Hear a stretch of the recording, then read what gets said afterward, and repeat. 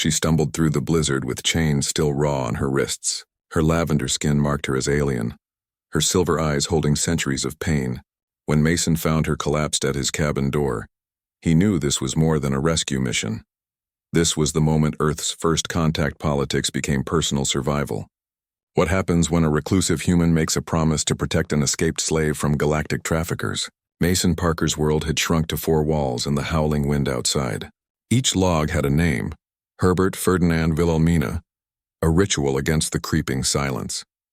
He spoke to the firewood because human voices had become foreign to his ears. A coping mechanism born of extreme isolation, where the mind creates company from whatever it can find. His hands moved methodically, stacking and naming, giving purpose to what was merely survival. His journal held survival sketches, not memories, mapping a life reduced to essentials. Every page showed detailed drawings of local plants, animal tracks, and weather patterns. The sketches were precise, technical, devoid of personal reflection. They documented resources, dangers, patterns, nothing more. This was how he measured time, not in days or weeks, but in practical observations of his environment. The dwindling tea represented his last connection to warmth, measured sip by careful sip. He watched the steam rise from the mug, calculating how many servings remained in the tin. Each mouthful was a small ceremony, a moment of conscious comfort in the endless cold. The chamomile wasn't his favorite, but it was what he had, and he made it last. This wasn't living. It was enduring, moment to frozen moment. The storm's violence was predictable, unlike the chaos he'd left behind on Earth. The wind had patterns he'd learned to read. The snow fell with a consistency he could anticipate. Out here, the dangers were clear, manageable.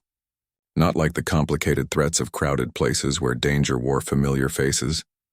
Then something changed in the wind's rhythm, a sound that didn't belong. It wasn't the usual moan through pine branches or the crack of ice-laden limbs. This was different, a irregular tapping that broke the storm's predictable cadence. He set his tea down slowly, his body going still as he listened. The sound came again, faint but unmistakable against the cabin door. He rose from his chair, the floorboards creaking under his weight. His hand went to the knife at his belt without conscious thought.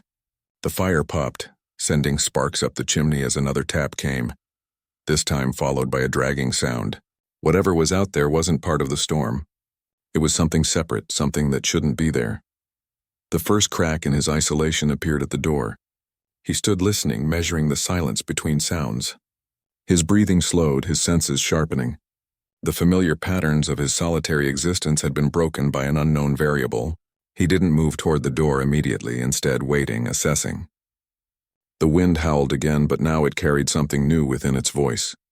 The door groaned against wind that didn't sound like wind anymore. Mason braced against the frame, his hand tight on the latch as he peered into the storm's darkness. Ice particles stung his face, but he kept his eyes open, scanning the white chaos beyond his threshold. He saw first the ice clinging to hair like silver threads.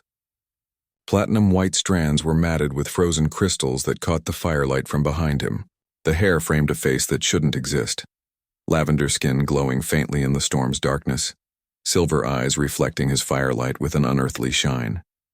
She was crouched against the doorframe, her body shaking not just from cold but from exhaustion. Deep lacerations crossed her feet where no boots protected against mountain cold. The wounds were dark against her unusual skin tone, some still seeping despite the freezing temperatures. Her feet were bare and torn, each step through the wilderness evidently made with terrible pain. She wore only a tattered uniform that offered no protection from the elements. Bruised wrists told stories no language needed to translate. Raw purplish abrasions circled both arms where restraints had bitten deep into flesh. The marks were too systematic to be anything but intentional, the kind of damage that comes from being bound too tightly for too long. Her hands trembled as they gripped the doorframe, knuckles white with the effort of staying upright. Cold injuries manifest differently in various humanoid species, but the universal signs of suffering were plain enough. Her shallow, ragged breathing sounded like a wounded bird's final gasps. The ice crystals on her hair weren't just surface frost. They indicated prolonged exposure that could prove fatal even to someone not of this world. She collapsed forward into his world, bringing the storm with her. Her weight fell against his chest as her legs gave out completely. Mason caught her automatically, his arms tightening around a body that felt alarmingly light beneath the wet clothing.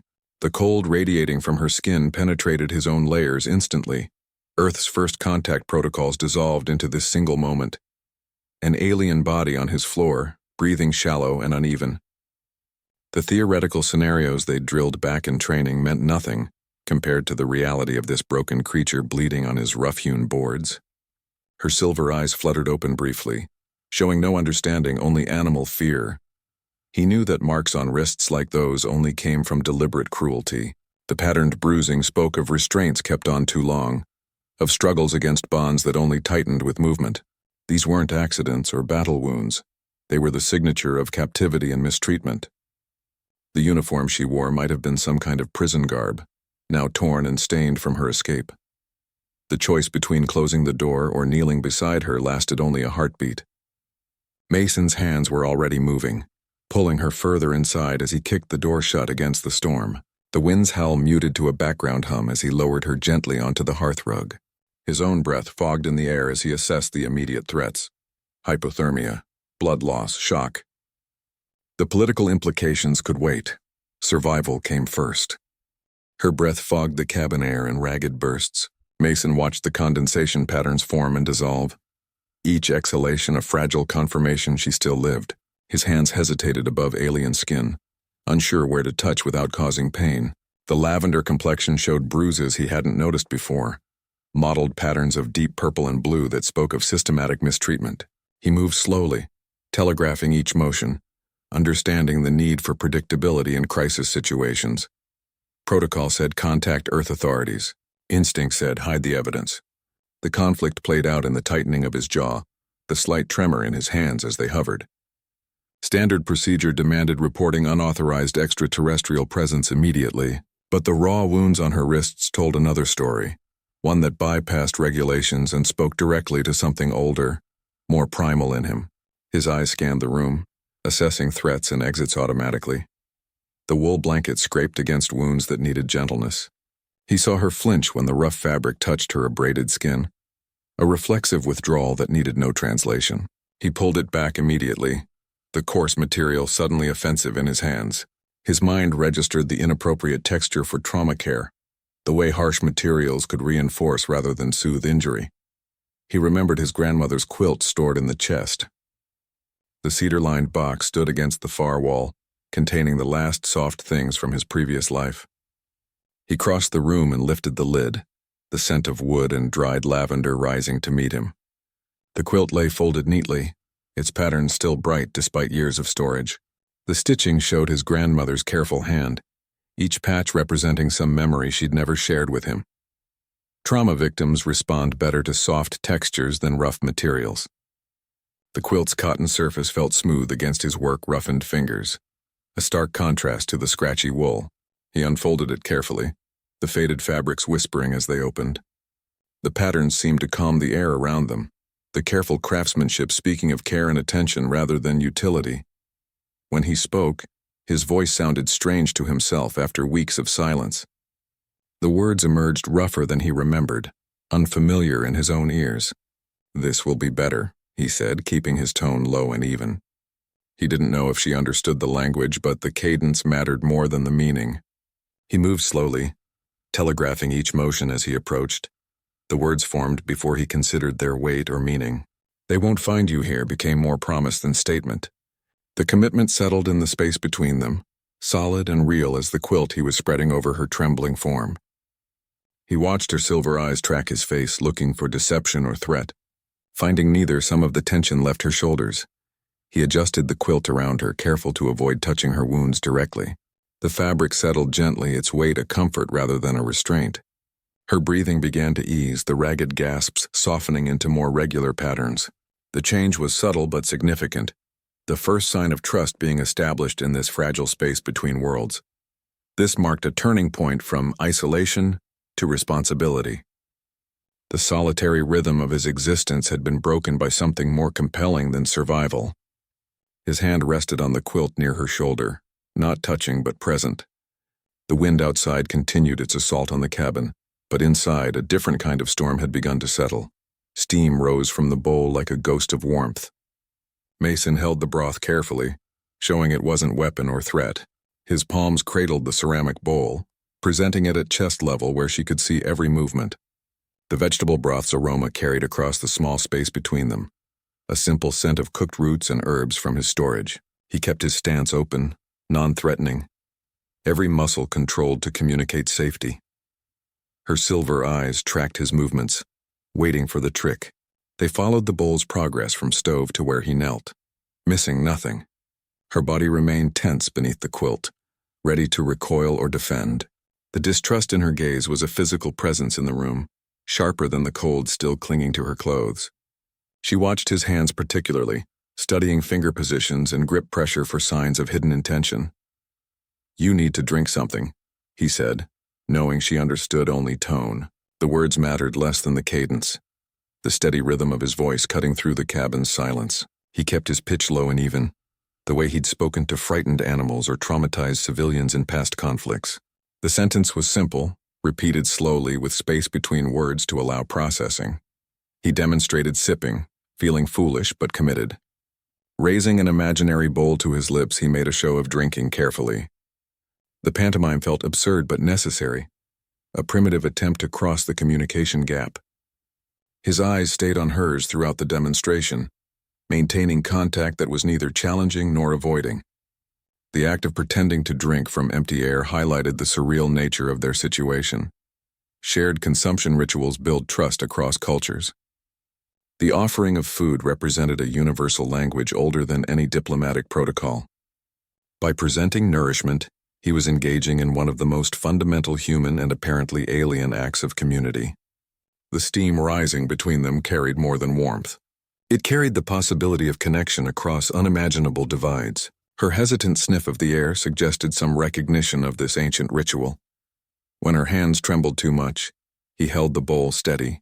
Her fingers shook as they reached for the ceramic, the tremors making liquid slosh dangerously near the rim. He moved without thinking, his hands coming up to brace hers, stabilizing the vessel between them. The contact was brief, his touch light but firm enough to counter the shaking. She didn't pull away immediately, which felt like its own small victory.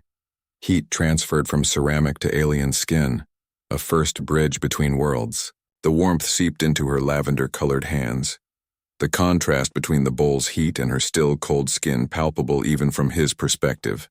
Her fingers curled slightly around the heated surface, absorbing the comfort of temperature, as much as the promise of sustenance. The simple physical sensation seemed to register differently than expected, her eyes widening slightly at the transfer of warmth. She swallowed once, twice, then looked at him differently. The first sip was cautious, barely more than a taste tested against her tongue. The second came more quickly, the broth's warmth apparently overcoming initial hesitation. Her gaze shifted from defensive assessment to something more open, the tightness around her eyes easing marginally. The change was subtle but definite, a crack in the wall of mistrust that had separated them, the first acceptance of his aid without flinching. Her hands remained on the bowl when he released his steadying grip, maintaining contact with the warmth and what it represented. She drank more deeply now, the broth's nourishment apparently meeting some critical need her body had been signaling. The steam continued to rise between them, but now it felt less like a barrier and more like a connection, a visible sign of care offered and tentatively received in this frozen corner of two intersecting worlds. Paper felt safer than gestures that might be misunderstood. Mason reached for his journal, the familiar weight solid in his hand. The pencil scratched loud in the quiet cabin, breaking the silence that had settled between them. He opened to a fresh page, the blank surface offering neutral ground where neither of them needed to risk misinterpretation through physical movement. The graphite point made a definitive sound against the paper, a concrete action in a situation full of unknowns. He wrote two names, his and one he guessed might be hers. The letters formed slowly, carefully, Mason in block capitals beneath a simple stick figure representing himself, then another figure, this one with longer hair and a question mark beside it. The symbols were basic, universal enough to transcend language barriers. He kept the drawings minimal, focusing on clear communication rather than artistic detail. The question mark hung in the air between them, an open invitation rather than a demand. He pointed to himself, said Mason clearly. His finger tapped the written name, then his own chest. The repetition was deliberate, the single word offered without additional noise or complication. He watched her silver eyes track from the page to his face and back again. The connection between symbol and spoken sound needed to be established firmly before anything else could follow. The simplicity of the exercise felt both absurd and profoundly necessary. Pointed to her, waited for any response. His hand gestured toward her, then back to the question mark on the page. The silence stretched, filled only by the fire's crackle and the wind outside. He didn't rush, didn't repeat the gesture. The waiting was part of the process, allowing her time to process and decide. Her gaze remained fixed on the journal, the silver eyes studying the markings with intense concentration. Name recognition activates different brain regions than other words. The processing involved in identifying and attempting to reproduce a personal name engages neurological pathways distinct from those used for common nouns or verbs. This fundamental linguistic exchange served as a crucial first step in bridging their communication gap, creating a foundation that could support more complex understanding later. The act of naming established identity in a way that transcended species or origin. Her lips formed unfamiliar shapes around the sounds. The movement was tentative, almost experimental, as if testing muscles long unused for speech.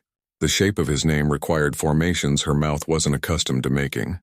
She watched his mouth as she attempted the sounds, mirroring the formation of syllables with careful attention. The effort showed in the slight tension around her eyes, the concentration required for this simple act. Mason came out hesitant, blurred by alien vocal cords. The pronunciation was approximate, the vowels shaped differently than in human speech. But the attempt was clear, the recognition of the name as belonging to him unmistakable. The sound hung between them, fragile but real, the first bridge across the divide that separated their worlds. Her voice was rougher than he expected, shaped by different physiology and lack of recent use. When he smiled, something in her posture loosened. The tension in her shoulders eased slightly, the defensive curl of her body relaxing incrementally. The response seemed to reassure her that the attempt had been correct, that the risk of speaking had been worth taking. The change was subtle but significant, a slight unlocking of the guarded position she'd maintained since collapsing at his door, the first shared word between them. This simple exchange of names marked the beginning of a shared understanding, a vital step in establishing trust in their cross-species interaction. The foundation had been laid not with grand gestures or sophisticated technology, but with pencil on paper and the careful shaping of unfamiliar sounds. The journal page with its 2 names and simple drawings represented more than communication. It represented the first thin thread connecting. 2 solitary beings in the wilderness. The wool blanket lay discarded like a failed idea. Mason folded it carefully and set it aside, recognizing its inadequacy against her wounds. The rough texture had clearly caused discomfort, its utilitarian nature unsuitable for someone in her condition. He moved to the cedar chest, the lid opening with a soft creak that echoed in the quiet cabin. He unfolded the quilt slowly, showing its patterns like a map. The fabric whispered as it opened, revealing intricate stitching that told stories without words. He held it at arm's length, allowing her to see the entire design, a night sky over mountains that mirrored the view outside their window. The presentation was deliberate, giving her time to assess without feeling threatened by sudden movement. She watched his hands, not the quilt, reading intention rather than object. Her silver eyes tracked the careful way he handled the fabric, the respect in his movements speaking louder than any promise. The quilt itself mattered less than what his handling of it communicated about his character and motives. She studied the placement of his fingers, the tension in his wrists, the controlled grace of the unfolding. He spoke, though words still didn't matter. "This is warmer," he said, his voice low and even. The statement was simple fact, but the subtext carried more weight, the offer of comfort, the acknowledgement of her needs. He paused, letting the words settle in the space between them before continuing. "And softer than that old wool blanket. My grandmother made it." The addition of the quilt's origin story added layers to the offering, transforming it from mere fabric to something with history and care. Textiles carry emotional weight across cultural divides. The handmade nature of the quilt communicated care in a way that transcended species or language. The patterns stitched into the fabric represented hours of labor and attention, a physical manifestation of someone's dedication. This wasn't factory-produced utility, but something created with specific intention and personal investment. When she reached, her fingers trembled against the stitching. The movement was hesitant, exploratory, her lavender skin contrasting with the quilt's earth-toned fabrics. She touched the seams where different patterns met, tracing the junctions where one story connected to another. The trembling wasn't just from weakness. It was the physical manifestation of risk assessment, of weighing trust against past betrayals. Her fingers explored the quilt's surface, testing the texture against her palm. The soft cotton felt different from anything she'd known in captivity, its gentle touch offering a new sensory experience. She pressed lightly where a particularly intricate pattern showed a constellation, as if testing the reality of the craftsmanship. The quilt yielded under her touch, responsive but sturdy. Pulling it around her shoulders became a decision, not submission. The movement was slow and deliberate, each adjustment considered rather than reflexive. She settled the weight across her back, arranging the fabric to cover her wounded wrists without touching the raw skin directly. The act was calculated self-care rather than passive acceptance of charity. She drew the quilt tighter, creating a protective barrier between herself and the world. The fabric enveloped her in a way that felt different from restraints. This was containment chosen rather than imposed. Her posture changed subtly, the defensive hunch easing as the quilt's warmth began to seep through her clothing. The change was physical but clearly emotional too. The moment vulnerability became shared space. They occupied new territory where care could be offered and received without compromising either of their integrities. The quilt served as both literal and metaphorical middle ground, a tangible representation of the trust beginning to form between them. In that space, protected by handmade stitches and offered without demand, something fragile but real began to take root.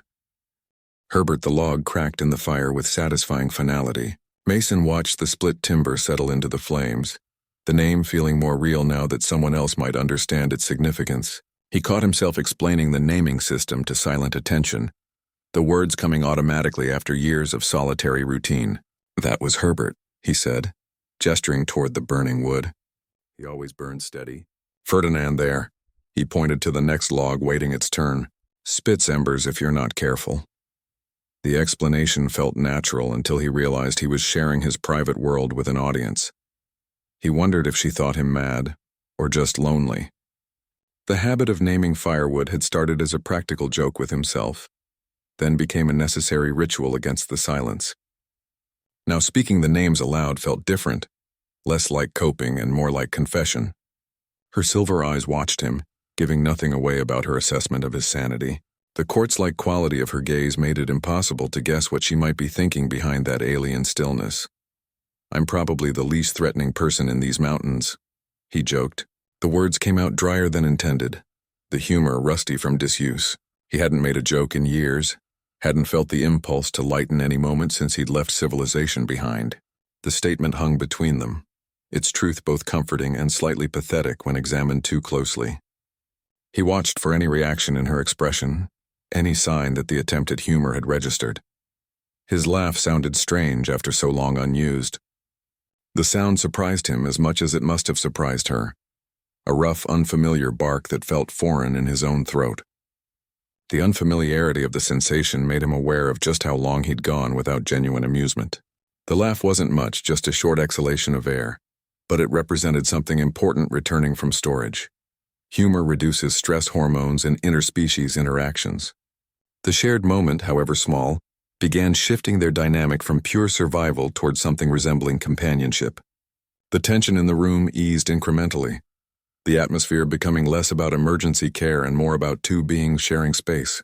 The change was chemical as much as emotional, a physiological response that transcended their biological differences.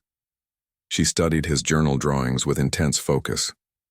Her silver eyes moved across the pages where he'd documented local flora and fauna, her attention particularly caught by sketches of wood-stacking techniques. Her finger hovered over a diagram showing proper log placement for optimal airflow, her head tilting in recognition of the practical knowledge represented there. The technical nature of the drawings seemed to resonate with her in a way that simpler communication hadn't yet managed. Then she mimicked stacking wood with surprising skill. Her hands moved through the air, replicating the motions she'd seen in his drawings with precise economical movements. The imitation wasn't tentative or exploratory. It was confident, almost professional in its execution. She arranged imaginary logs with an understanding of balance and structure that suggested prior experience with similar tasks. The demonstration was more eloquent than any words could have been. Her hands continued the pantomime, building an invisible structure between them. The movements were fluid and assured, each gesture speaking of practical intelligence and spatial awareness. She glanced from the journal to his face, checking for understanding, her expression more animated than he'd seen it before. The silver eyes held a spark of something like engagement, the first real light he'd seen in them beyond fear or pain.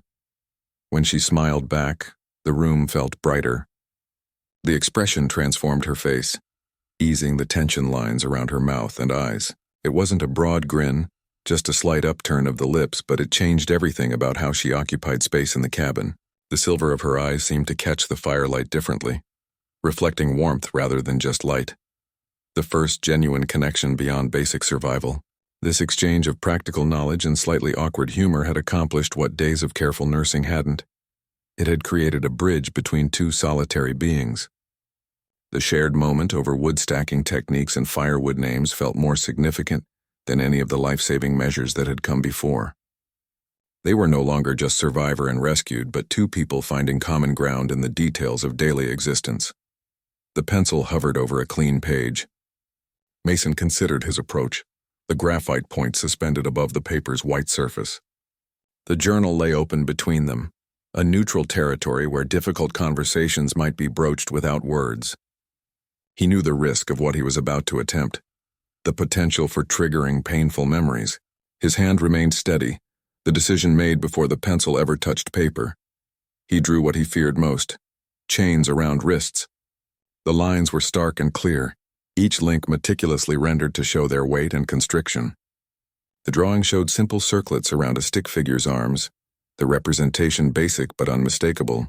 The image carried its own heavy meaning, needing no explanation in any language. He kept his strokes precise, creating a visual that couldn't be misunderstood.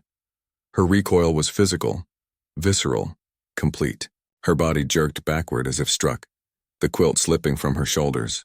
The silver eyes widened with raw panic, breath catching in her throat. The reaction was instantaneous and total, a full-body response to the visual trigger. Her hands flew up defensively, the recently healed wrists twisting away from the imagined threat. The drawing had reached past all barriers and touched the heart of her trauma. The sketch crumpled in his fist immediately. He didn't hesitate, crushing the offensive image without a second thought. The paper made a sharp crackling sound as it compressed in his grip. He tossed the wadded ball into the fire where it blackened and curled at the edges before catching flame. The destruction of the drawing was as swift and decisive as her reaction had been. There would be no lingering evidence of that failed attempt at communication. He drew again, a figure breaking free, standing tall. This image showed the same stick figure but with chains snapping, arms raised in triumph rather than restraint. The lines were bolder, more dynamic, showing movement and power instead of confinement. The contrast between the two drawings couldn't have been more deliberate or more necessary. This wasn't just a new image. It was a correction, a redirecting of the narrative. Visual communication bypasses language barriers in trauma. The power of imagery to convey complex emotional states without words made this approach particularly effective for their situation. The drawings could express concepts that neither of them had vocabulary for, creating a bridge where spoken language failed.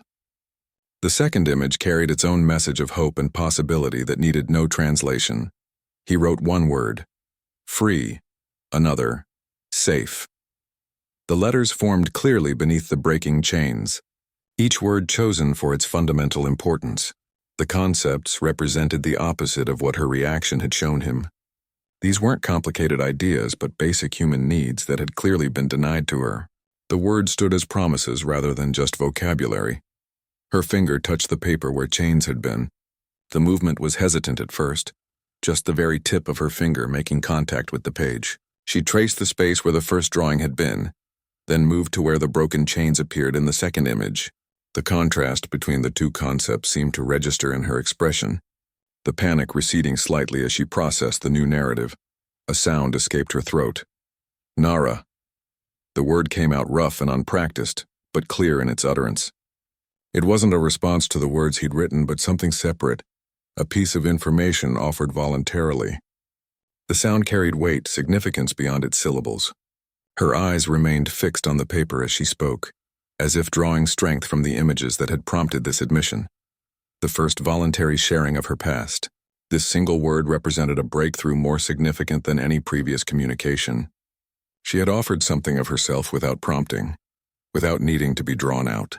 The trust required for this moment outweighed all the careful nursing and feeding that had come before. They had moved from basic care into the territory of true connection, where painful truths could begin to be spoken.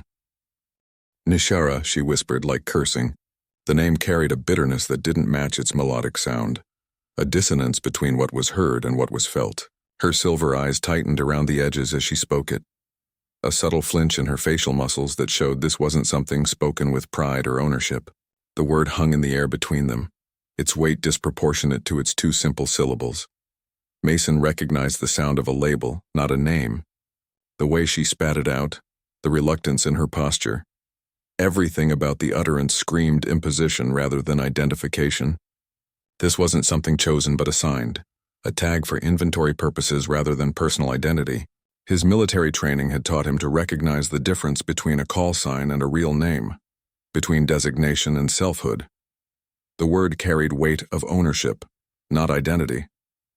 Each syllable seemed to drag chains with it, the sound evoking possession papers and cargo manifests rather than birth certificates or family histories.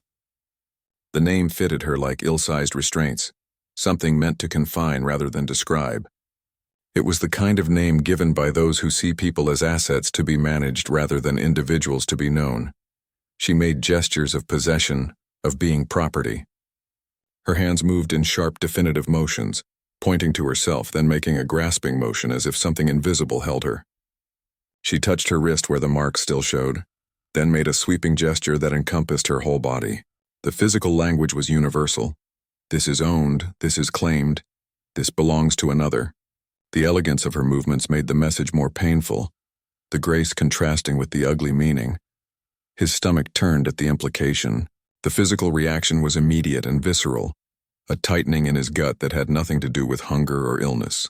The reality of what she was showing him, that she'd been reduced to property, catalogued and labeled, struck with physical force. The warmth of the cabin suddenly felt insufficient against the cold truth she was revealing. Reclaiming personal names is crucial to trauma recovery. The act of self-naming represents the first step back from being an object to being a person. When victims choose what they're called, they begin rewriting the narrative of their own existence. This isn't about preference but fundamental identity restoration, a declaration that they are subjects rather than objects in their own stories. "No," he said, firm and clear. The word cut through the heavy silence, a definitive rejection of everything that name represented. There was no hesitation in his voice, no room for negotiation. The refusal wasn't just about the name itself, but about accepting the reality it described. He wouldn't participate in that fiction, wouldn't acknowledge that identity as valid. Pointed to her. Viola. The name came from somewhere deep, a sound that felt right when the other had felt wrong. It wasn't something he'd planned or considered. It simply emerged as the natural counterpoint to the imposed label. The vowels flowed differently, the consonants softer yet more definite. It was a name that suggested freedom rather than confinement, pointed to the broken chains drawing, free. His finger tapped the paper where the image showed liberation rather than restraint. The connection was explicit. This new name belonged with that concept, not with the ownership she demonstrated. The visual reinforcement made the message unmistakable, tying identity directly to emancipation, the rejection of her assigned identity. In that moment, with one refused name and one offered replacement, the entire power dynamic shifted. She was no longer KB7 or Nishara or any designation given by captors. She was Viola, a person being seen rather than a specimen being catalogued. The cabin walls seemed to expand with the possibility, the space now large enough to contain someone with a real name, rather than just a numbered victim. The metal rings clinked cold in his palm. Mason spread them on the rough wooden table between them, the sound sharp in the quiet cabin. He arranged the circles of dull gray metal with deliberate care, placing them like pieces on a game board where the stakes were higher than either of them could fully articulate. The table's scarred surface became an arena where symbols would become actions, where metaphor would transform into physical reality. He laid them on the table between them like a challenge. The rings lay there, inert but potent, their simple circular shape belying the complex meanings they carried. They represented everything she had escaped and everything she still carried within her. The placement was strategic, close enough for her to reach, far enough to require a decision to engage. The firelight caught the metal's dull gleam, making shadows pool in the centers of each circle. Would she see tools or threats? Her silver eyes tracked the rings, then his face, then back to the metal circles. The assessment was quick, professional, taking in every possible angle of interpretation. The objects could be restraints again, could be weapons, could be tests of some kind. Her body remained still, but her mind was clearly working through the possibilities, weighing risk against potential meaning. The tension showed in the slight tightening around her mouth, the careful control of her breathing. He took one in both hands, strained until it snapped. The metal protested with a sharp crack that echoed in the small space. The force required was substantial, the tension in his arms and back visible as he applied pressure. The break wasn't clean. The metal deformed before fracturing, showing the effort behind the action. The sound was definitive, a punctuation mark in their silent conversation. "Broken chains," he said, dropping the pieces. The two halves landed on the table with a heavier sound than their size warranted. The declaration needed no elaboration. The action had spoken clearly enough. The physical evidence of breakability lay between them, demonstrating that what had seemed permanent could be rendered into pieces. The concept moved from abstract to concrete in that singular moment. Physical metaphors facilitate emotional processing.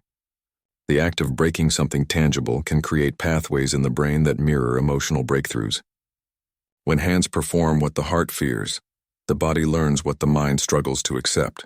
This connection between physical action and psychological liberation makes such demonstrations particularly powerful in healing from trauma. The broken ring served as both proof and promise. He pushed another ring toward her slowly. His movement was measured, giving her time to withdraw if needed. The metal scraped across the wood grain, a soft sound compared to the earlier crack of breaking.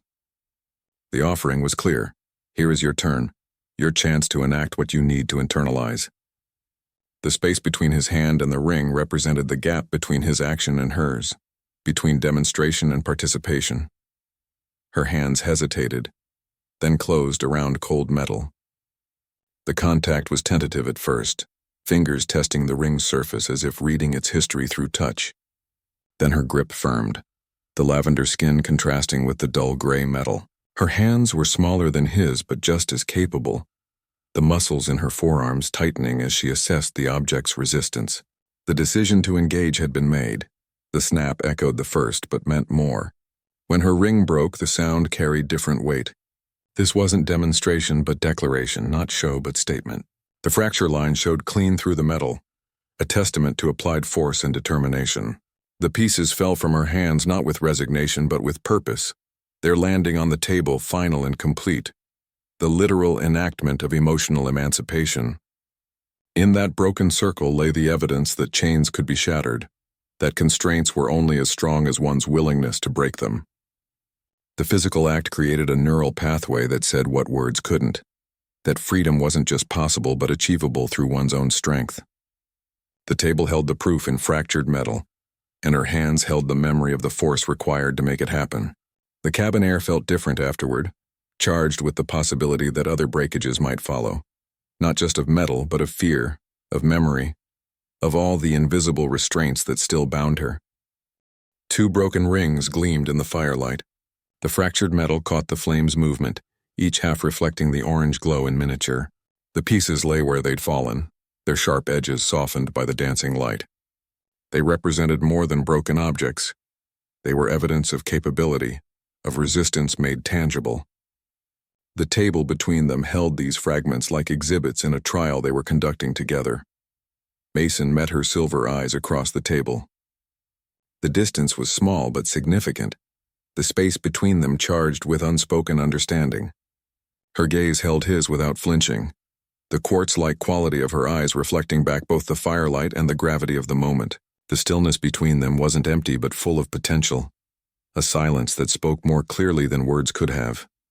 Could promise become reality? The question hung in the air between them, unanswered but acknowledged. The broken rings proved physical chains could be shattered, but the invisible ones remained. The fear, the memory, the conditioning of captivity. The gap between demonstration and actual liberation stretched before them, a chasm that would require more than strength to cross. It would require trust and time, and something neither of them had mentioned yet. "Between the two of us," he said, "we could break all the chains in the universe." The statement wasn't boastful but factual, a simple assessment of combined capability. His voice carried the weight of experience, the knowledge that some tasks require partnership rather than solitary effort.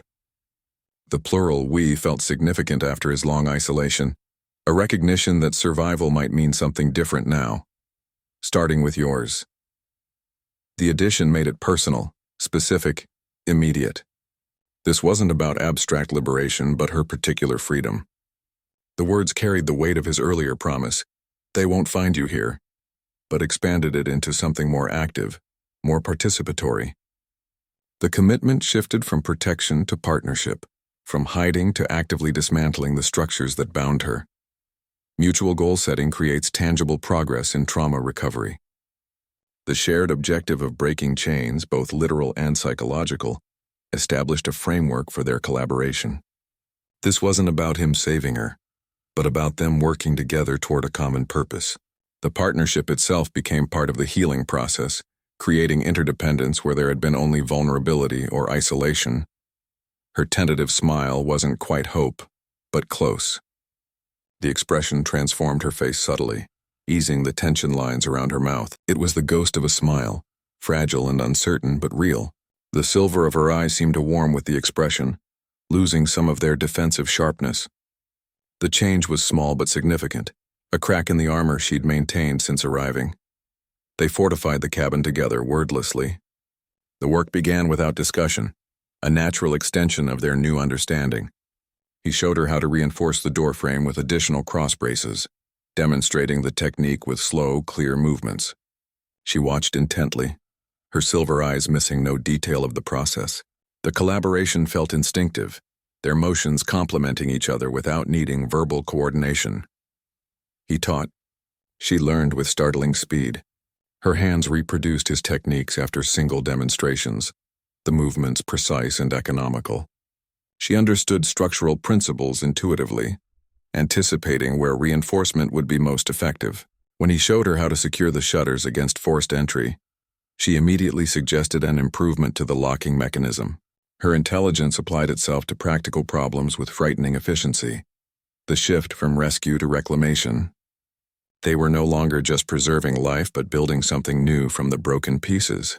The cabin transformed from refuge to fortress, from hiding place to stronghold. Each reinforced joint, each secured window represented not just physical security but psychological progress. They were reclaiming space, safety, and agency through shared labor, turning survival into something resembling sovereignty. The work continued into the evening, the rhythm of their movements falling into sync as the light faded outside. The new sound didn't belong to wind or wildlife. It cut through the storm's familiar rhythms with mechanical precision, a low-frequency hum that vibrated in the teeth rather than reached the ears. The intrusion felt physical, an assault on the cabin's hard-won peace. Mason froze mid-sentence, head cocked toward the window. His body went still in that particular way that signaled threat assessment, every sense redirecting toward the unknown variable. The book in his hand lowered slowly, forgotten mid-paragraph. Alien lights cut through blizzard darkness. Stark blue beams sliced through the snow swirl, moving with systematic patterns that suggested search protocols. The illumination wasn't like vehicle headlights or aircraft spots, it was sharper, more clinical, painting geometric patterns across the frozen landscape. The light patterns reflected off the swirling snow, creating disorienting strobe effects that made distance and movement difficult to judge. A voice amplified against cabin walls. "Specimen KB7. The words carried through the storm with unnatural clarity, the audio projection technology overcoming weather conditions that should have muffled all sound. The voice was flat, devoid of emotion or inflection, the tone of someone reading from an inventory list. The term turned person into property with 2 letters, reducing a living being to catalog identification. The designation hung in the air, toxic and invasive. Research shows traffickers use dehumanizing language to assert ownership. This linguistic strategy strips away individuality and reinforces power imbalances, making resistance psychologically more difficult. The clinical terminology serves to objectify the victim, framing them as assets rather than people. This approach mirrors historical and contemporary trafficking patterns where human beings are reduced to commodities through systematic verbal dehumanization. Female Nazari. Escape containment, the voice continued. The addition of species designation and escape status completed the clinical picture, the words carrying the cold efficiency of an incident report. The phrasing suggested this was routine procedure, just another item misplaced and needing retrieval. The voice gave no indication of recognizing the person behind the classification, only the property that required recovery. Sensors glowed against his windows, searching. Thin green lines of light traced patterns across the glass, probing for weaknesses or openings. The technology operated through the storm with unsettling efficiency, undeterred by weather conditions that should have limited electronic surveillance. The light patterns moved with methodical precision, scanning the cabin's exterior centimeter by centimeter. Each pass seemed to see through wood and insulation, searching for the specific biological signature they'd been programmed to find. Viala's breath caught in recognizable fear. The sound was small but sharp, the inhalation of someone confronting a nightmare made real. Her silver eyes widened, the quartz-like surfaces reflecting the invasive light patterns dancing across the windows. Her hands tightened on the quilt, knuckles showing pale lavender through the skin. The fear was immediate and visceral, a physical response to remembered trauma. The mechanical hum intensified, vibrating through the cabin walls. The sound seemed to penetrate the reinforced timber, resonating in the floorboards beneath their feet. The search patterns outside became more focused, the blue lights concentrating around the door and windows. The voice came again, colder this time. Surrender the specimen or face extraction protocols. The threat hung in the air, clinical and absolute. The sanctuary had been breached. The carefully maintained isolation, the reinforced boundaries, the hard-won sense of safety, all vanished in the presence of that mechanical hum and amplified voice. The cabin was no longer a refuge but a target, its solitude now a vulnerability rather than protection. The wind continued its assault outside, but now it had an ally in the search patterns and amplified demands, and the battle had shifted from survival against nature to something far more dangerous. Mason stood between door and trembling alien. His body formed a barrier against the amplified demands still vibrating through the cabin walls. The distance was small but absolute, a line drawn not on the floor but in the air between protection and violation. His shoulders filled the space where the threat might enter, his stance wide and rooted.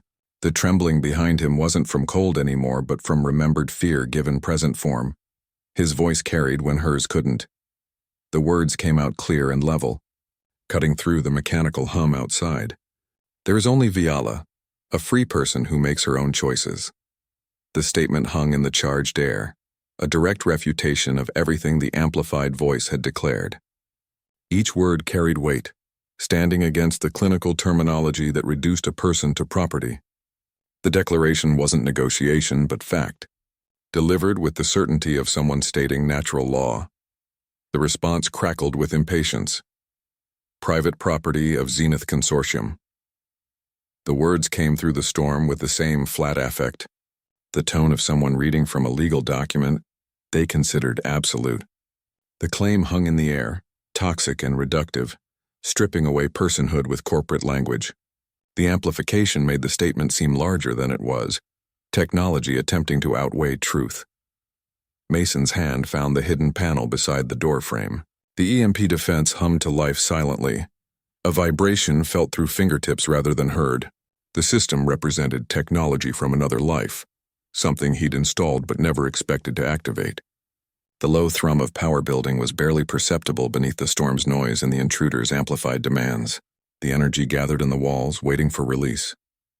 Research indicates standing ground reduces trafficker escalation attempts. The refusal to negotiate or comply often disrupts the expected power dynamic, forcing reassessment rather than immediate aggression. The psychological impact of unwavering resistance can be more effective than physical defense measures, creating hesitation where confidence should reign. This approach requires absolute commitment to the position taken, without showing doubt or uncertainty. The reinforced door groaned under first impact. The sound was deep and resonant, timber protesting against force applied from outside. The cross braces held, but the vibration traveled through the floorboards into their feet. The attack wasn't Shitenshingda. It was full force meant to break through on first attempt. The quality of the impact spoke to powerful technology behind the assault, something beyond normal human strength. He positioned himself as shield rather than negotiator. His body angled to maximize coverage, knees slightly bent to absorb impact. The stance was defensive but ready, prepared to meet force with counterforce. His eyes remained fixed on the door, assessing the pattern of attacks, calculating weaknesses and responses. The role of protector felt more natural than any part he'd played in years, the instincts returning without conscious thought. Viala stood behind him, not cowering. Her position was close but not clinging, her body aligned with his rather than hidden behind it. The trembling had stopped, replaced by a steady readiness that matched his own. Her silver eyes watched the door with the same analytical attention, her hands held ready at her sides. The quilt lay discarded nearby, no longer needed as armor when action was required. The first defiant stand against her captors. This moment represented the turning point where fear transformed into resistance, where hiding became facing. The cabin door might break, the technology outside might overwhelm them, but the line had been drawn and would not be uncrossed. The air in the room changed, charged with the energy of a choice made and a position taken. Outside, the mechanical hum intensified, but inside, something equally powerful had been awakened. The refusal to be anything less than free. New lights joined the storm's chaos. These weren't the harsh blue search beams of the traffickers, but clean white illumination that cut through snow swirl with professional precision. The lights moved in coordinated patterns, suggesting disciplined formation rather than aggressive search protocols. The mechanical hum of the Zenith equipment faded beneath the more authoritative sound of proper atmospheric engines, holding steady against the gale. Uniforms appeared where corporate logos had been. Dark, functional gear with official insignia replaced the slick corporate armor that had surrounded the cabin moments before. The new arrivals moved with economy of motion, securing perimeter positions with practiced efficiency. Their equipment looked worn but well-maintained, the kind used by professionals who understood field conditions rather than corporate security playing soldier. Earth's diplomatic security service moved with purpose. Their actions were measured and deliberate, establishing control without unnecessary aggression. Teams coordinated through hand signals and low-frequency comms, their movements speaking of extensive cross-training and extraterrestrial engagement protocols. They positioned themselves between the cabin and the remaining consortium operatives, creating a buffer zone with their presence alone. Captain Lena Rodriguez's voice cut through confusion. Her amplification didn't blast through the storm but carried with clear authority. Stand down your operations immediately. You're violating multiple interstellar agreements. The tone was calm but absolute, leaving no room for negotiation. She stood beside her vehicle, her posture relaxed but ready, eyes scanning the situation with professional assessment. Trafficking charges tend to stick, she announced. The statement landed with the weight of legal precedent, carrying implications beyond immediate confrontation. Her eyes tracked the consortium team lead, holding his gaze across the snowy distance. The words weren't threat but fact, delivered with the certainty of someone who'd seen similar cases through to conviction. Research shows cross-border justice requires specific evidence collection. The DSS team worked with methodical precision, documenting the scene with scanners that recorded everything from energy signatures to biological traces. Their equipment hummed at different frequencies than the consortium's gear, the sound of authorized procedure rather than corporate intrusion. Each scan, each sample collected added to the building case against the trafficking operation. Nazari Ambassador Talith stood beside her, silver eyes mirroring Viala's. His presence added weight to the proceedings, his elegant features set in stern lines. The subtle glow of his lavender skin seemed to intensify the gravity of the moment. He observed the consortium team with an expression that blended disappointment and resolve, his very presence a reminder of the broader implications of their actions. Universal protections bind sensitives, he declared. The statement carried the force of interstellar law, his voice resonating with formal authority. The term sensitives seemed to hang in the air, investing the moment with legal and ethical significance beyond simple criminal charges. His silver eyes reflected the stormlights, but his gaze remained fixed on the traffickers. The consortium agents retreated under new authority. Their movements became hesitant, uncertain, the aggressive confidence draining away under proper jurisdictional oversight. Weapons were lowered, scanners powered down, postures shifted from offensive to defensive. The change wasn't gradual but sudden, the recognition of actual legal authority cutting through corporate bluster. The shift from corporate to celestial law. The atmosphere changed as interstellar statutes superseded commercial claims. The DSS team continued their evidence collection with quiet efficiency, their work now operating under different legal frameworks. The traffickers stood immobilized not by force but by the sudden understanding that they'd moved beyond corporate rule-breaking into violations that carried real consequences. The storm continued to rage, but the nature of the conflict had fundamentally transformed. Viala stepped from behind Mason's protection. The movement was deliberate, unhurried, a decision made without consultation. Her lavender skin seemed to glow in the storm's reflected light, the silver of her eyes catching the emergency beams still sweeping the area. She moved past his defensive stance, putting herself between him and the remaining consortium operatives. The quilt lay abandoned inside, replaced by a different kind of covering, the invisible armor of reclaimed dignity. She faced those who'd named her KB7. Her gaze swept across the corporate security team, the DSS personnel, the Nazari ambassador. Each face received equal consideration, equal measure of her attention. The traffickers who had reduced her to property, the authorities who represented justice, her own people who understood the significance of this moment, all witnessed her transformation from specimen to person. The wind whipped snow around her, but she stood unmoving. Her voice emerged clear, though unused to speaking. The words formed slowly, each syllable given proper weight and consideration. The sound carried through the amplified silence that had fallen, cutting through weather and technology with simple human, alien truth. The voice wasn't loud, but it carried, each word shaped with care after long silence. The effort showed in her face, the concentration required to form unfamiliar sounds with unfamiliar vocal cords. "I have voice," she said, each word measured. The declaration hung in the air, a simple statement of fact that contradicted years of enforced silence. The words weren't defiant but declarative, spoken with the certainty of someone stating fundamental reality. The sound of her own voice speaking her truth seemed to strengthen her posture, straightening shoulders that had carried too much weight for too long. "I have rights." The addition completed the thought, the legal and moral implications clear in her tone. This wasn't a request but an assertion, a claiming of what was inherently hers regardless of what others had tried to take. The words carried the weight of interstellar law and basic decency, a combination that even the traffickers couldn't ignore. The simplicity of the statement made it more powerful than any legal argument could have been. Self-advocacy proves crucial to trauma recovery. The act of speaking for oneself, of setting boundaries and claiming rights, creates neurological pathways that counter those formed by victimization. This moment represented not just confrontation but healing, the beginning of rewriting the narrative of her own existence. Each word spoken in her own voice weakened the chains that silence had forged. The ambassador nodded, respect in his gaze. The movement was slight but significant, a formal acknowledgement from her own people that her statement had weight and validity. His silver eyes held hers for a moment, the connection speaking of shared understanding and support. The nod wasn't pity or condescension, but recognition of someone claiming what was rightfully theirs.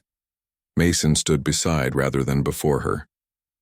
The shift in positioning was subtle but profound, from protector to supporter, from shield to ally.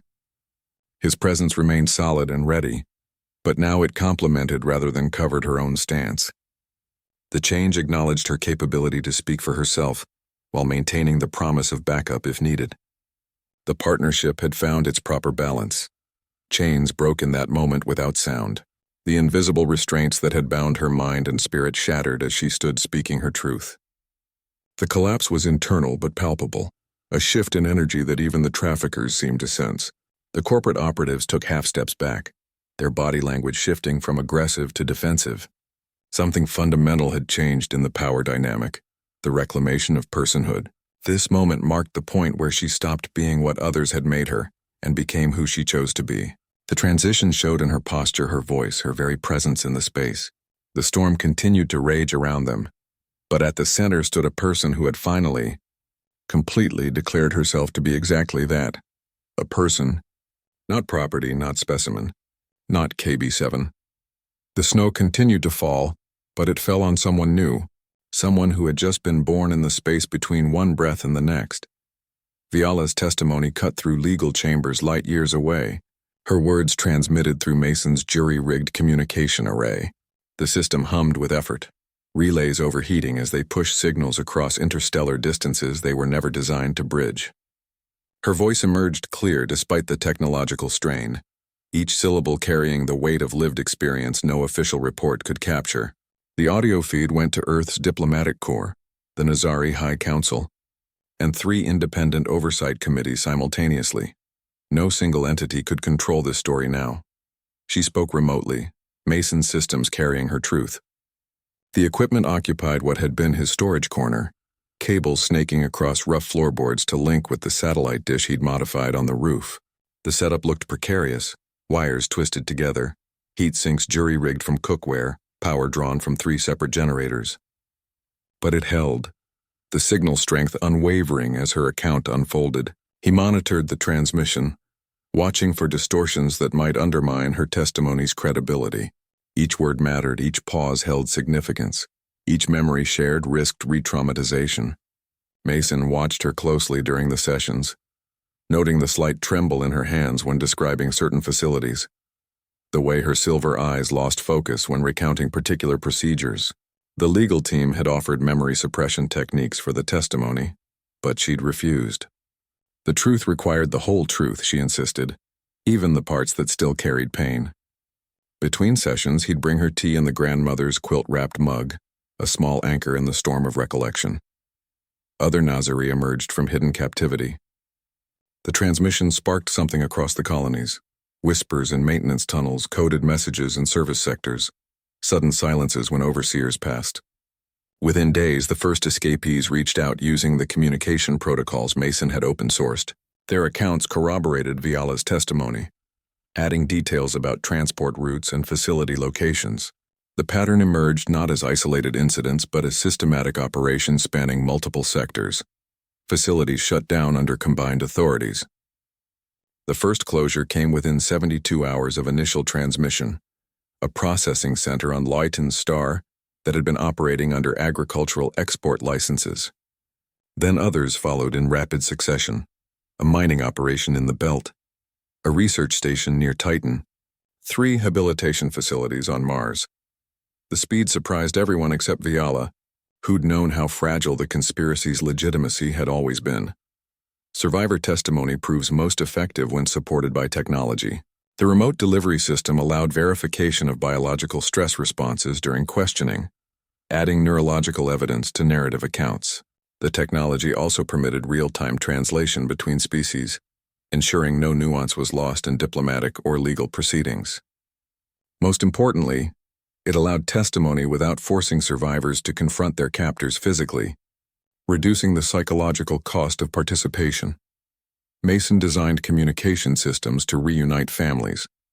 The equipment evolved from simple transmitters to sophisticated networks capable of bypassing corporate firewalls. He created encryption protocols based on Nazari language patterns, making the communications unreadable to those who'd once monitored them. The first family reunion took place 14 days after initial transmission. A mother and daughter separated for 3 standard years, their faces meeting again on screens powered by salvage generators in a mountain cabin. The cabin became hub rather than hideout. The space transformed around its new purpose. Maps of communication blackout zones replaced animal tracking charts on the walls. Frequency monitors sat beside weather instruments. Emergency power backups occupied the wood storage corner. People came and went now, DSS technicians, Nazari advocates, sometimes other survivors needing temporary shelter. The isolation had broken, replaced by purposeful activity that flowed through the once silent rooms. Healing became collective rather than individual. The sessions expanded to include group testimonials, survivors supporting each other through difficult recollections. The cabin's main room often held multiple voices now, speaking different languages but sharing similar experiences. The grandmother's quilt sometimes wrapped around shaking shoulders during particularly difficult accounts, its handmade stitches bearing witness to stories its maker could never have imagined. The personal story became galactic justice. What began as one woman's account triggered investigations across 7 systems, toppled 3 corporate boards, and freed over 400 sentient beings from captivity. The legal proceedings would continue for years, but the pattern had been established. Testimony led to evidence, evidence led to warrants, warrants led to liberation. The cabin's coordinates remained the constant in the unfolding process, the fixed point from which justice radiated outward. Soil turned under their combined hands. The dark earth broke open around Mason's shovel while Viala's fingers worked the soil with practiced precision. The garden took shape along the cabin's south wall, a rectangle of disturbed ground that represented more than food production. Each spade of dirt turned represented a choice to stay, to build, to cultivate rather than merely endure. The rhythm of their work created its own language, the sounds of digging and planting replacing the earlier sounds of defense and vigilance. The workshop expanded beside the cabin. Mason had built a lean-to structure using timber from fallen trees, the space filling with tools and projects that served their new life rather than just survival. Repair benches held communication equipment alongside woodworking tools, the blend of technologies reflecting their merged worlds. The expansion happened gradually, each addition considered and purposeful, the structure growing as naturally as the trust between them. Could a place of survival become home? The question lingered in the space between hammer strikes and seed planting. The cabin had been fortress, then hospital, then command center, each iteration serving immediate need rather than comfort. Now, with garden rows taking shape and workshop projects accumulating, the space began accumulating layers of lived experience rather than just emergency function. The transition felt tentative, each new addition testing whether peace could truly take root here. Viala sang while working, words in her native tongue. The melodies wove through her gardening motions, the sounds unfamiliar but carrying clear emotional resonance. The songs seemed to rise from deep memory, their patterns flowing naturally as she tended the new plants. The singing wasn't performance but something more fundamental, a reconnection with cultures the traffickers had tried to erase. Her voice reclaimed what had been stolen note by note, row by row. Mason listened, understanding without translation. The meaning came through in the cadence rather than the words, the emotional content clear in the rise and fall of her voice. He heard the difference between working songs and mourning songs, between melodies of celebration and those of remembrance. The music created a bridge where language still sometimes failed, communicating shades of feeling that vocabulary couldn't capture. Gardening provides therapeutic value in trauma recovery. The repetitive physical actions create meditative states that help process difficult memories. The connection to growth cycles offers tangible evidence that healing follows damage, that life continues after injury. The garden represented not just food security, but psychological restoration, a daily practice in nurturing what could be saved rather than fighting what threatened. The grandmother's quilt lay over their bed now. The handmade blanket had migrated from emergency comfort to shared domestic space, its patterns blending with their daily life. The careful stitching held memories of its maker and the woman who now slept beneath it, the fabric absorbing new stories to accompany the old ones. Each morning it was folded carefully, each evening spread again, the ritual marking the passage of peaceful days. Names remained on logs, but laughter accompanied them. The firewood still carried its familiar labels, Herbert, Ferdinand, Wilhelmina, but now the naming felt like tradition rather than desperation. The ritual continued, but without the weight of isolation, the practice maintained as acknowledgement of how far they'd come, rather than measure of how alone they'd been. The flames consumed the named logs while living voices filled the space the silence had once occupied.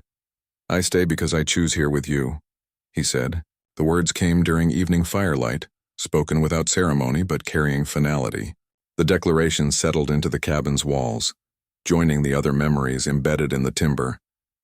The choice represented more than location. It meant choosing this life, this partnership, this future they were building together.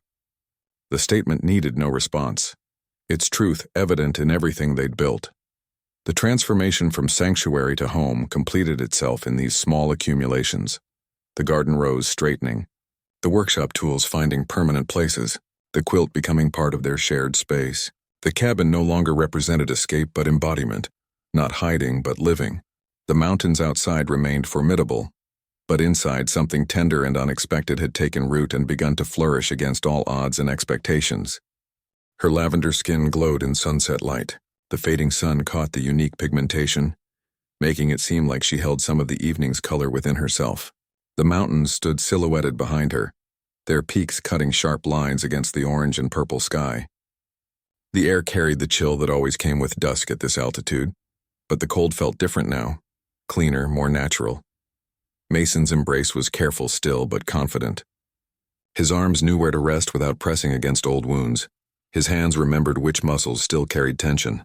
The contact had evolved from those first fearful touches to something settled and sure. His chin rested against her silver hair, the strands smelling of wood smoke and the pine-scented wind that swept down from the higher elevations. The position felt natural after all this time, their bodies fitting together with the ease of shared experience. Could forever grow from such broken beginnings? The question lingered in the quiet between them, not as doubt but as acknowledgement of how far they'd come. The scars on her wrists had faded to silvery lines. The fear in her eyes had been replaced by watchful calm. His own isolation had transformed into this shared existence that felt more like living than enduring. The improbable nature of their connection sometimes struck him with its sheer unlikeliness. "Stay with me forever," he whispered against silver hair. The words emerged without premeditation, carried on the evening air like the first stars beginning to appear overhead. The promise felt both enormous and simple, a statement of fact more than a question.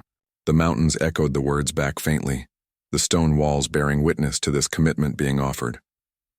His hands remained steady where they rested, the offer made without pressure.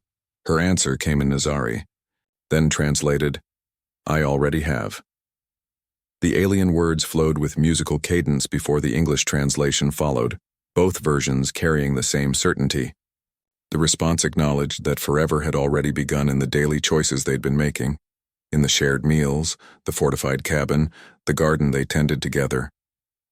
The commitment wasn't new, but something they'd been building all along. Research indicates long-term bonding remains possible after trauma. The shared experiences had created neural pathways that supported attachment, despite initial circumstances that should have prevented it. The careful building of trust through consistent action had laid foundations strong enough to support lasting connection. The psychological processes mirrored the physical ones, both requiring patience, repair, and daily maintenance. The mountains held them differently now.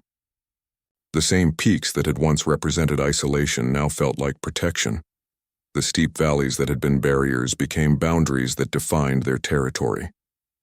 The wilderness was no longer something to be survived, but something that sustained them. The cabin lights glowed warmly against the deepening darkness, a deliberate contrast to the overwhelming night outside. Not hiding, but home. The distinction had grown clearer with each passing season. The reinforced door remained strong not because they expected attack, but because strength had become their standard. The communication equipment hummed not in emergency mode but in its regular maintenance cycle. The space had transformed from defensive position to chosen dwelling, from refuge to residence. Chains remained broken across galaxies. The legal proceedings continued, the testimonies kept flowing, the liberation still happened light years away. But here, in this particular patch of mountain soil, the breaking had become permanent. The evidence showed in how she moved through space without hesitation, how her voice carried without fear, how her hands reached without trembling. The beginning born of danger, becoming forever. The unlikely start had somehow forged something durable, the emergency conditions creating bonds that peaceful times might not have formed. The cabin stood not as monument to past trauma but as foundation for future years. The sunset completed its transition to twilight, the first stars appearing in the clear mountain sky as they stood together. watching the darkness settle around the home they'd built from broken pieces. Freedom begins when one person refuses to look away. Mason Parker saw something that demanded action and chose to engage rather than retreat. That single decision started a chain of events that reached across star systems. Their story proves that against the coldest isolation, warmth can still take root. The cabin that once represented solitude became a place of connection and purpose. Individual actions can challenge systemic injustice, creating ripples of change from moments of courage. What chains might you break today? The choice to act remains available whenever we encounter something that demands our response.